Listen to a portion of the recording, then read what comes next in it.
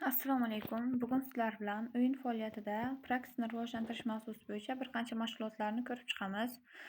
Bu o'quvchi boshlang'ich ta'limda o'qiydigan va autizm sindromiga ega bo'lgan bola hisoblanadi, o'quvchi hisoblanadi va bunga biz mevalarni, sabzavotlarni va poliz ekinlarni bir-biridan ajratib, ularni nomlanishlarini tushuntirib o'rgatib chiqqanmiz va mana shu bo'yicha mustahkamlash uchun bir qancha topshiriqlar berib, uni bilimlarini sinash uchun bir qancha topshiriqlarni amalga oshirganmiz va hozirda bu bolamizda mevalarni, sabzavotlarni va poliz ekinlarini va bir qancha o'sha kerakli bo'ladigan kundalik tarzda ishlatiladigan buyumlarni bir-biridan ajratish va nomlashni o'rgangan. Bundan tashqari faqatgina mevalarni nomlarini aytibgina qolmasdan, balki ularni ranglarini, tuzilishini, shaklini eslab qolgan holatda ularni yanayam ko'rgan paytda aniq nomini nomlash uchun bir qancha mashg'ulotlar orqali bu jarayonlarni mustahkamlab boramiz. Keling, lavhadan ko'rib chiqamiz.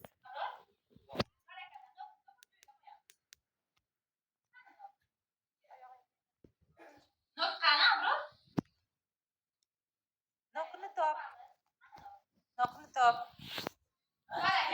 Aferin.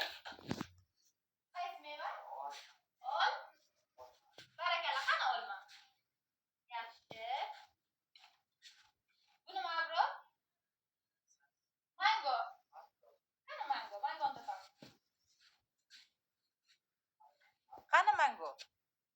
Qara, Abror tepada birinchi qatorda. Mango.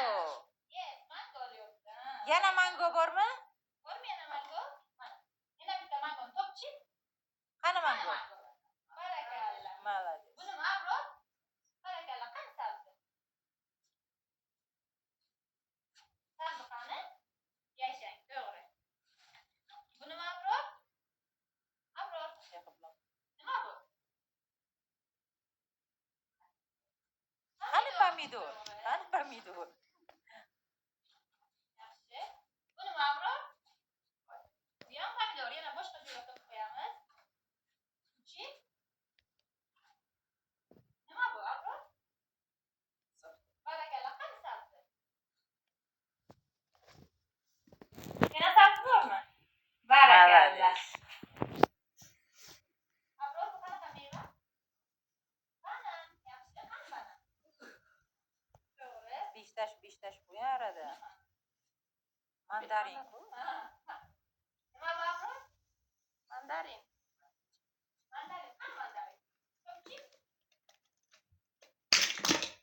Mandarinni topinglar, mandarinni tez topinglar. Qani mandarin? Topchi. Qani mandarin? Mandarin ko'rsat. Qani mandarin? Mandarinni top. Malades, aferin.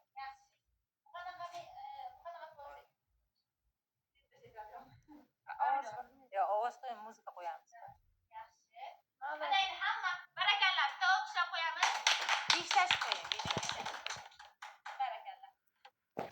Ko'rib turganimizdek, autizm sindromli bolamizda hozir faqatgina o'sha ranglarni emas, balki shakllarni, mevalarni, turlarini bilgan holatda ularni nomini aytganimizda o'rniga olib borib qo'yish holatini ko'rishimiz mumkin. Bu esa ularda faol so'zlar, ya'ni lug'at boyligi, zaxirasi oshganligini ko'rishimiz mumkin. Dastlab kelgan paytda o'sha mevalarni bir-biridan ajrata olmaslik hamda ranglarni o'sha farqlay olmaslik holatlari yuzaga keladigan bo'lsa, hozirgi paytda esa o'quvchimiz nafaqat ranglarni, shakllarni, balki mevalarni hamda predmetlarni bir-biridan ajratish xususiyatiga ega va hozirgi paytda ularni nomlari aytilgan paytda ularni o'ziga o'xshaganlari bilan birlashtirish yoki o'xshash yoki farqlarni topish xususiyatlarini ham ko'rib chiqishimiz mumkin. Bundan tashqari, bu o'quvchilarimizda motorikani rivojlantirish uchun bir qancha mashg'ulotlar ham olib boramiz va hozir esa shulardan lavhalarni ko'rib chiqamiz.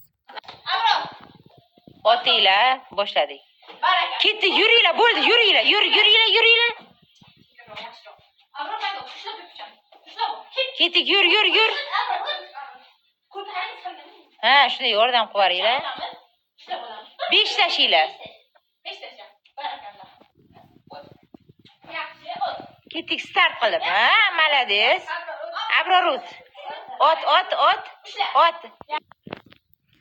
Bu jarayonda o'quvchimiz bilan mayda va yirik motorikani rivojlantirish bo'yicha bir qancha amaliy mashg'ulotlarni olib borganmiz va bu jarayonda bolalarda faqatgina o'sha ko'p-toklar bilan o'ynash, mayda motorikani rivojlantirish, qisqichlardan foydalanish yoki har xil predmetlardan foydalanish orqali ularda taktil sezgisini rivojlantirishdan tashqari yirik motorika bilan ham shug'ullanamiz. Ya'ni bu jarayonda hozir o'sha bola kalsolar ichidan faol ongli ravishda o'tib, ko'p-tokni o'zini sherigiga otganligini ko'rishimiz mumkin bo'lib hisoblanadi. Bu nima uchun yordam beradi? Avvalo, bolalarda yirik motorikani rivojlantirish, ongli faoliyatni boshqarish jarayonlarini rivojlantirish uchun ham yordam beradi. Bundan tashqari, bu narsa bolalarda diqqat, xotira, idrok jarayonlarini rivojlantirish uchun ham samarali hisoblanadi. Chunki bola ma'lum bitta topshiriqni avval o'sha o'qituvchisi yoki tarbiyachilar tomonidan taqlid asosida bajaradi. Avval tarbiyachisi tomonidan ko'rsatib beriladi va ko'rsatib berilgan topshiriqlarni bola esiga qolgan holatda takrorlashi kerak bo'lib hisoblanadi. Agar bola biz bergan topshiriqlarni biz aytgan darajada bajara olmasa, bu jarayon yana qaytadan amalga oshiriladi. Bu esa bolalarda xotirasi, diqqati, idrok jarayonlarini yanada rivojlantirishga yordam beradi va bundan tashqari faqatgina o'sha xotira, diqqatni rivojlantirmasdan, balki bu narsa praksis jarayonni rivojlantirishga ham yordam beradi. O'zi praksika to'xtaladigan bo'lsak, bu ma'lum bitta o'sha harakatlarni ongli ravishda bajariladigan xatti-harakatlar yig'indisidan iborat bo'lib hisoblanadi va bu yerda esa shu autizm sindromli o'quvchimiz biz berayotgan topshiriqlarni o'zi bilgan holatda biz bilan birgalikda amalga oshirilganligini ko'rishimiz mumkin bo'lib hisoblanadi. Bu esa unda ijobiy o'zgarishlar borligidan darak beradi. Shu bilan bugungi darsimiz tamom. E'tiboringiz uchun rahmat.